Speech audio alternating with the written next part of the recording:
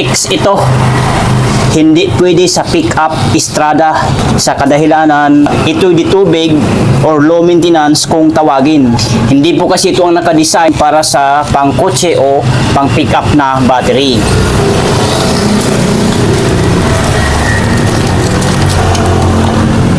Ito ang check. Check po ito. Pwede para sa pick-up Strada o kotse sa kadahilanan ito ang nakadesign or angkop sa kotse na sasakyan.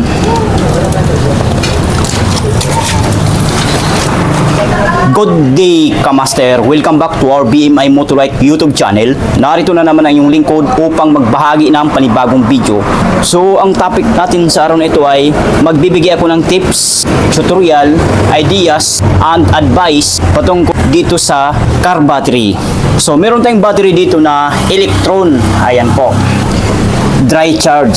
Ibig sabihin, pwede po ito i-charge. Ang size sa battery nito ay 3SM, 70 or N70 ampere hour, 12 volts, low maintenance. Ibig sabihin, di tubig kung tawagin. Ito yung mga battery na para sa mga jeep o truck. Ito ang best na angkop na battery para sa truck jeep. Kasi ito po ay di tubig kung tawagin. So, ito ay wala pa po itong laman. Ibig sabihin, wala pa siyang voltahe kasi po ito ay brand new, naka-plastic at naka-styrofoam pa siya. Hindi pa ito ginagalaw kasi po ito ay brand new at hindi pa tinutubigan. Wala pa kasing bumibili nito. Ito ay example lamang doon sa ating viewers na nagtatanong. Si Sir Marsan B 9209, shout out po sa iyo, sir. Ang kanyang katanungan ay, Sir, patulong. Ako yung Electron N70 na battery ko, brand new pa lang, once lang nagamit, nag low voltage na siya. Kahit magdamag siya naka-charge, di niya kaya i-start ang Strada ko. Ano kaya posible sira niya? Pure battery solution po nilagay na tubig niya, sir? Yan po ang katanungan ng ating mahal na viewers na si Sir. So, ang sagot po dyan, sir, ay itong battery na sinasabi nyo, ito ay ditubig po siya na battery. Ito po ay hindi pwede sa mga kotse o pick-up na sasakyan. Bakit? Sa kadahilanan, kasi po itong battery na ito ay naka-design or angkop lamang ito sa mga jeepney, truck. Kasi po ditubig itong mga battery. Ito ay sinasalinan po talaga o dinadagdagan ng distilled water once na wala na sa tamang level at ayos ang kanyang tubig. So, sa madaling salita, hindi po ito angkop o hindi siya pwede sa mga pick-up o kotse na battery.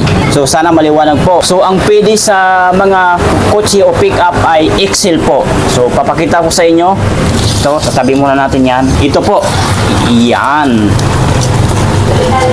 Ito po ang pwede para sa pick-up o kotse na sasakyan. Kasi po ang battery nito ay maintenance free. Naka-design siya sa pang-kotse o pick-up. Ito talaga ang battery na angkop sa iyong sasakyan, sir, na Mitsubishi Strada. Kaya siguro po hindi kayang i-start ng iyong sasakyan ang battery. Kaya siguro hindi kayang i-start ng battery ang iyong sasakyan kasi po mahina ang power o mahina ang CCE sa electron na battery kasi ditubig po yun na battery. Di po katulad dito sa Motorride Excel na maintenance free, mataas po ang CCE nito. I think nasa 700 ang CCE nito. Ganun po kalakas ang starting power sa battery na ito. To 900. Kayang-kaya po pa-start ang Mitsubishi Strada nito. Pang-kotse po talaga ito. Ito po ay naka-design para sa kotse o Strada. Ito po talaga ang battery, sir. Magpalit po kayo ng battery, sir, o bumili kayo ulit, palitan nyo yung battery nyo na Electron. Itong Excel po ang bilhin nyo. Kasi tumatagal po ito ng 3 to 4 years ang lifespan nito. Trusted po na pangmatagalan na ito. Motorride. Subok na po talaga ito, sir. So, ang size sa battery na ito ay 3SM, N70 or 70 ampere hour, 12 volts, maintenance free battery. Ibig sabihin, less hassle. Hindi na kailangan na tutubigan pa ito kasi ang battery na ito ay ready to use, naka-design sa maintenance free. At once na ma-meet ang 2 to 3 years or 4 years, i-dispose or papalitan na ang battery na ito. Ito po ang itsura ng Excel natin na battery. Hindi ko lang po tinanggal sa kanyang styrofoam at saka plastic kasi ito po ay brand new. Ayan. Brand new po ito na battery, bagong-bago. Ayan, pansinin natin sa kanyang guaranteed price niya sa sticker, ayan 6.2. So dito sa kaliwang bahagi, ito ay month. Ibig sabihin June po ito. Itong sa kanang bahagi, year po ito. So June 2025 lang po ginawa ang battery na ito. Ang guaranteed factory price niya. Ayan po. So bago po itong battery na ito. So sir, ito po yung battery na mai-recommend ko sa inyo. Best battery po ito para sa mga kotse o estrada, pick-up. Ito po ang magandang battery na mapagkatiwalaan natin, trusted na pangmatagalan. So, palitan nyo na sir. Huwag nyo na po ituloy itong electron na nabili nyo nung una. Gamitin nyo na lang po ito pang ilaw-ilaw. Pwede po ito pang sound stereo. So, itong electron naman sir ay pagka bibilihin ito, gamitin nyo lang sa pang ilaw-ilaw. Ang nilalagay po na tubig nito, sulfuric acid or battery solution. First salin po unang lagay ngayon, katulad nito brand new. Battery solution. Ito po ay tsura, pakita ko sa inyo. Ito po. Ayan, sulfuric acid po siya. Ayan, sulfuric acid 1.250 SG. Ibig sabihin, specific gravity po yung SG.